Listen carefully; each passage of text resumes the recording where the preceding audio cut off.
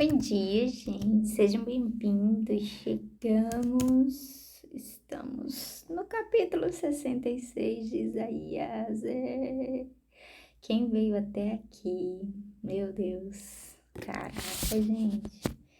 Estamos avançando rapidamente. Deus é bom. Conseguimos. Vou colocar um louvor. Tô procurando qual combina com o nosso capítulo. Não tem. E agora? Vamos deixar sem, né? Enfim. Vamos começar orando. Nossa, Marina, você tá com cara de quem acordou. Vocês sabem que aqui a gente tenta fazer as coisas no máximo assim natural, deixar o Senhor chegar e ir falando e ministrando. A mesma coisa é assim, eu evito colocar filtro, não vou dizer que não coloco, mas eu evito. Aí às vezes tá assim, cabelo desgrenhado, de quem acabou de acordar, lavou ontem, entendeu? Eu gosto. Eu gosto de mim assim. Ai, mas ninguém precisa gostar, né? Verdade. Vocês têm razão. Mas, enfim, o importante é a palavra de Deus.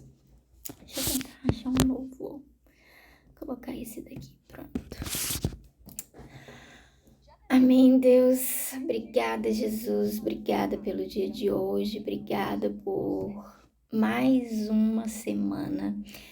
Iniciamos já com o final do livro de Isaías. Te agradecemos pela leitura deste livro, por tantas revelações, por tantas vezes das quais o Senhor se manifestou, se revelou, apresentou-se a nós, por tantas pessoas que vieram aqui falando que estava precisando ouvir isso, ou, sabe, trazendo ali significado para a vida delas.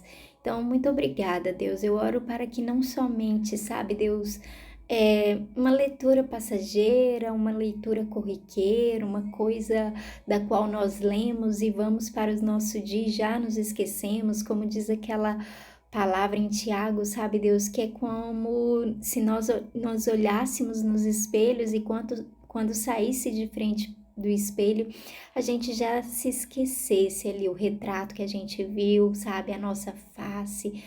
Não, Deus, mas que nós possamos gravar essas palavras em nossos corações e passar a agir, passar a adotar, a caminhar por essas palavras, por essas profecias, por essas palavras proféticas, também pelas correções que o Senhor nos dá a cada dia, pelos confrontos, sabe, Deus? Aquelas palavras que entram como uma espada de dois gumes, penetrando, Deus, no nosso coração, que possamos dar ouvidos, que possamos nos atentar e que possamos melhorar, que possamos mudar, transformar o nosso mundo. É a minha intenção aqui, é o que eu tento fazer também quando a palavra me confronta e quando a palavra me dá algumas palavras proféticas. Sabe, Deus, sabemos que é uma jornada, é uma vida inteira contigo para conseguir assimilar e ir adotando isso, mas pedimos, Deus, para que ainda que seja devagar, ainda que nós estejamos em passos muito lentos, como de tartaruga, a gente já começou já faz 3 anos e estamos, sabe, finalizando hoje Isaías e ainda falta mais um bocado de livro, mas que a palavra, sabe, Deus, do Senhor possa nos fazer uma transformação completa no nosso coração. Ainda que seja tijolo a tijolo, ainda que seja um trabalho de formiguinha, não queremos, sabe, Deus, sair daqui os mesmos. É tudo que nós te pedimos. E, portanto, mais uma vez, coloco diante de ti a leitura dessa palavra, deste último capítulo de Isaías, esse dia, essa semana. Desde já te convidamos para a nossa semana mais uma vez. Fala conosco, fica conosco, nos ensina a caminhar. Em nome de Jesus. Amém. Bora.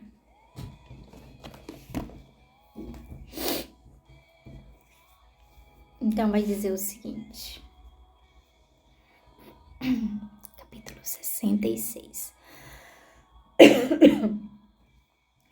O Senhor diz: o céu é o meu trono e a terra é o estrado onde descanso os meus pés. Que tipo de casa vocês poderiam construir para mim? Como conseguiriam construir o lugar onde eu pudesse morar? Eu mesmo fiz o céu e a terra e todas as coisas são minhas. Mas eu cuido dos pobres e dos arrependidos, dos que me temem e obedecem às minhas leis. Deixa eu tentar achar uma coisa aqui. Achei. Peraí. Porque se eu não me engano, em outra versão eu li assim: o céu, tipo que o céu tava abaixo, mas eu acho que eu li esses dias, ó. O céu é o meu trono e a terra o escabelo dos meus pés. Não, esses dias eu li outra versão não, eu li outra coisa, em outro, bem mais pra frente, não sei se foi em Amós, alguma coisa assim, falando, eu tenho o meu trono construído, aí abaixo eu tenho o céu, e abaixo eu tenho a terra, e abaixo tem as coisas profundas ali da terra, o mar, o oceano e as profundezas, né, o abismo. Então eu fiquei, gente, então acima do céu, mas na verdade é basicamente isso, tipo, Deus, não é esse céu que a gente tá vendo. Ele fala aqui, o Senhor diz: o céu é o meu trono e a terra o estrado onde descansam os meus pés. Não é basicamente esse céu tá muito perto. O Senhor mora mais elevado, num céu acima. Os pássaros ainda não chegam lá. Eu entendo assim, eu vejo assim, né? A gente tem que ficar imaginando a Bíblia, gente. E aí, outra coisa também que me chama a atenção nessa parte é porque vai falar nas referências muito sobre quando a gente jura, né? Então, a referência vai aqui dar a referência em Salmo 11:4.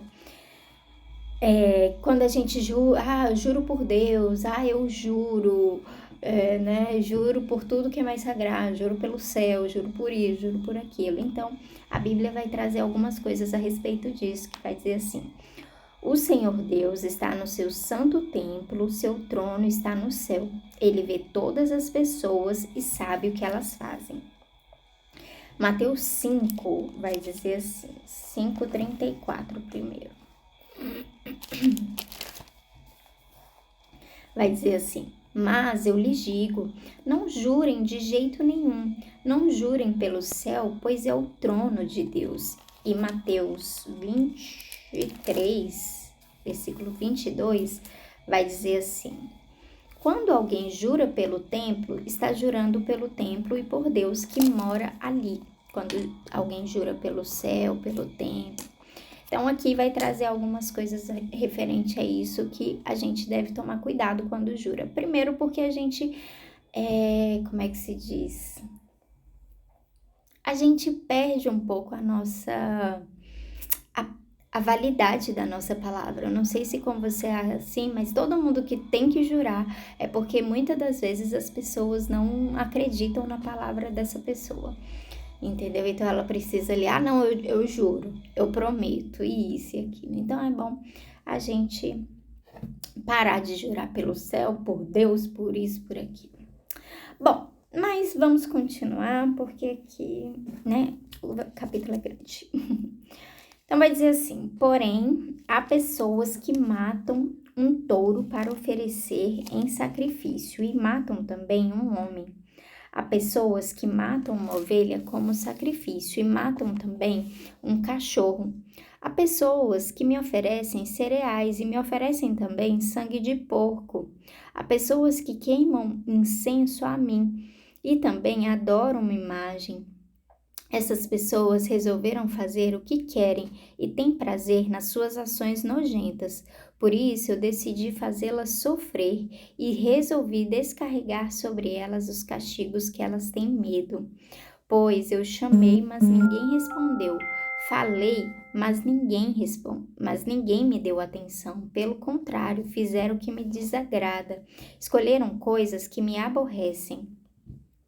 Então, aqui está falando um pouco ali dos sacrifícios que as pessoas levavam, as pessoas cumpriam o que Deus estava falando, mas ao mesmo tempo elas também, começaram a fazer da maneira delas, né? E quais são as coisas aí? Dá uma pensada. Quais são as coisas que o Senhor falou que aceita daquele modelo e você está tentando dar uma incrementada, fazer outras coisas diferentes? Então, aqui eles estavam fazendo assim, elas matavam um touro, ok, para oferecer o sacrifício, mas também estavam matando homens. Elas matavam as ovelhas para oferecer o sacrifício, mas elas também estavam matando o cachorro, dando ali primeiro homem que era algo totalmente inviável, totalmente contra aquilo que Deus ordenava. Aí matavam ovelha, mas também matavam um cachorro, que era, tem pouco valor. Outras ofereciam cereais, mas também ofereciam sangue de porco. Há pessoas que queimam incenso, mas também adoravam uma imagem, ou seja, as pessoas estavam ali, naquele meio termo, adoro a Deus, mas também deixa eu fazer aqui os meus rituais, as coisas que vão dar certo, me apegar aqui no pé de coelho, enfim, não sei, não tô conseguindo lembrar agora e o nosso tempo tá escasso, mas pensa aí que talvez isso volta e meia nós mesmos fazemos, e é sempre bom a gente trazer pra gente, não só, ai, nossa, que povo terrível, mas provavelmente a gente faz no nosso contexto atual. Então, é bom a gente sempre ficar atento a isso. E aí vai continuar no versículo 5 dizendo, eu vou correr aqui, gente, porque eu já tenho 12 minutos e o capítulo é enorme. Todos os que temem e obedecem ao Senhor, escutem as suas palavras. O Senhor diz a vocês. Os seus patrícios os odeiam e não querem saber de vocês, porque vocês são fiéis a mim. Eles lhe dizem que o Senhor venha salvá-los para que possamos vê-los alegres, pois essas pessoas vão ficar envergonhadas. Escutem o forte barulho na cidade, o barulho que há no templo. É o barulho de Deus, o Senhor, castigando os seus inimigos como eles merecem. Será que uma mulher dá à luz antes de sentir dores de parto? Será que pode dar à luz um filho sem sofrer? Quem já ouviu falar de uma coisa assim? Quem já viu isso acontecer? Pois será que um país pode nascer num só dia? Uma nação aparece assim num instante? Mas foi isto mesmo que aconteceu com Sião. Assim que sentiu dores de parto, ela deu à luz os seus filhos. Sou eu quem faz vir as dores de parto. Será que eu não vou deixar que os filhos nasçam? Sou eu, o Senhor, seu Deus, quem está falando. Alegrem-se junto com Jerusalém, cantem hinos de louvor, todos os que a amam. Alegrem-se junto com Jerusalém, todos os que choraram por ela. E ela, como uma mãe que dá de mamar ao seu filho, dará a vocês das suas riquezas, e vocês ficarão satisfeitos. Pois eu, o Senhor, prometo a Jerusalém que farei com que a prosperidade venha como um rio, e com que as riquezas das nações venham a ela como se fosse uma enchente. Então Jerusalém será como uma mãe. Ela lhes dará de mamar, carregará vocês nos braços e no colo os abraçará com carinho. Como a mãe consola o filho, eu também consolarei vocês. Eu os consolarei em Jerusalém quando virem isso acontecer. Vocês ficarão contentes e terão novas forças, como uma planta que cresce viçosa. Vocês ficarão sabendo que eu, o Senhor, cuido dos meus servos. Mas quando fico irado, castigo os meus inimigos. O Senhor Deus virá. No meio do fogo, seus carros de guerra são como uma forte ventania. Ele virá descarregar sobre os inimigos a sua ira furiosa e as chamas de fogo do seu castigo.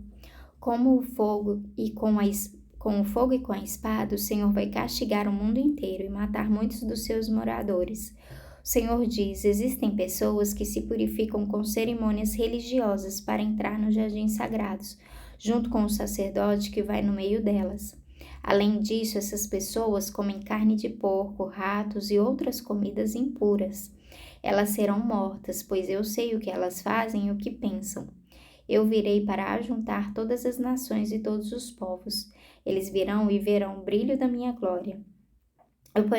Eu porei no meio deles um sinal da minha autoridade, e dos que ficarem vivos depois do meu julgamento, enviarei alguns para as nações mais distantes, onde nunca se ouviu falar da minha fama, nem foi visto o meu poder.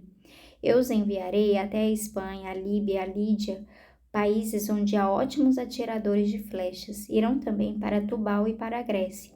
Em todas essas nações, eles anunciarão o meu grande poder e trarão de volta todos os patrícios de vocês como uma oferta para mim.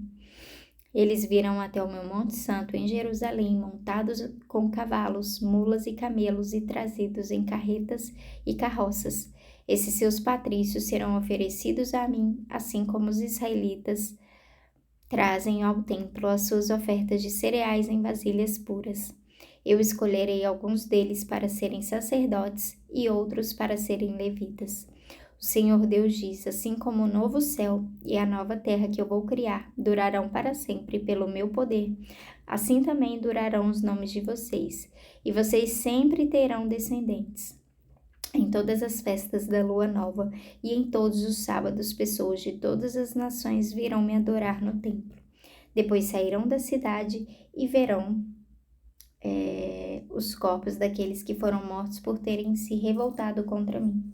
Os vermes que os devoram nunca morrerão, e o fogo que os queima nunca se apagará. Todos terão nojo deles, eu, o Senhor, falei. É isso.